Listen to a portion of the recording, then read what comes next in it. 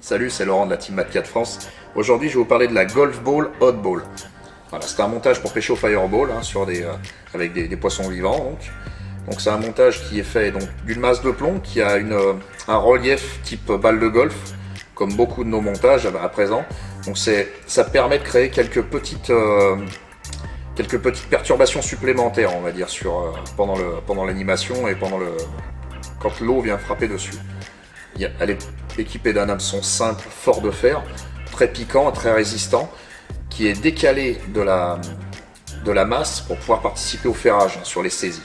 Et dessous, vous voyez, donc on a un œillet dessous qui permettra donc d'adjoindre une empile avec l'armement, et puis l'anneau en tête qui lui permet d'être accroché au corps de ligne. Je vais vous montrer comment on réalise le montage, et je vais vous montrer comment on le met sur un poisson. On se servira de leurre, nous, pour rendre l'image un peu plus parlante. Donc on va réaliser ce montage. Pour ça, moi j'utilise donc de la 4 câbles.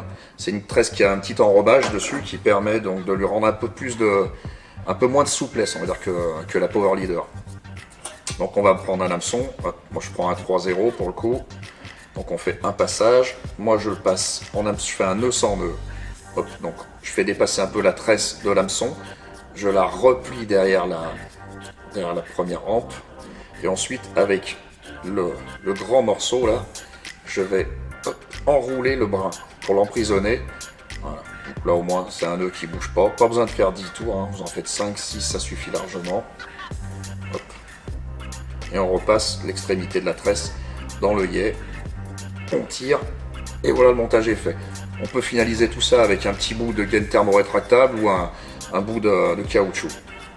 Voilà. Ensuite on va relier ce bout, on va faire donc cette empile, donc à la taille que l'on désire. Alors, il vaut mieux prendre un peu long, et après je vous montrerai comment on fait pour la réduire si on a des vis de plus petite taille. Hop. Donc on se met bien sur l'anneau qui est en dessous de la tête plombée. Hop. Voilà, pareil, pas besoin de faire 10 tours. La tresse elle est relativement rugueuse et ça évite au nœud de glisser.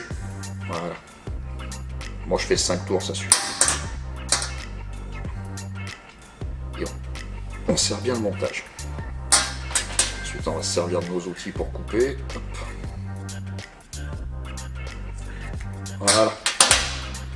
Et donc voilà, on a notre montage qui est réalisé, donc avec notre empile, avec notre armement, et puis donc on va monter le poisson. Alors le poisson, il se monte, passe par l'intérieur de la gueule et on ressort par une narine. Voilà. Ici, on y mettra un petit tampon en caoutchouc pour éviter que l'hameçon simple se retire. Et donc, comme je vous disais, l'empile est plus longue que le poisson, et afin d'être à la bonne taille, le mieux c'est d'enrouler cette empile le long de l'hameçon, donc en essayant de ne pas superposer les spires. Ça n'altère pas le bas de ligne parce que ça reste sur une traction directe, il n'y a pas de nœud qui créerait une petite lésion dans la tresse. On est bon, ça ne bougera pas.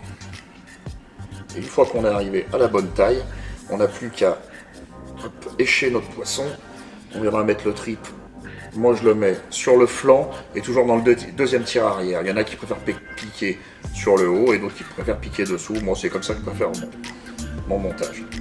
Donc voilà, on a monté notre truc. Hop, on n'a plus qu'à rejoindre notre ligne ici, là, sur l'anneau du haut. Et présenter le poisson au fond. Voilà. Donc on a prévu 3 grammages pour cette monture. On a 100 grammes, 120 grammes et 160 grammes pour pouvoir s'adapter à tout type de vif selon la taille et également les niveaux de courant des rivières que vous fréquentez.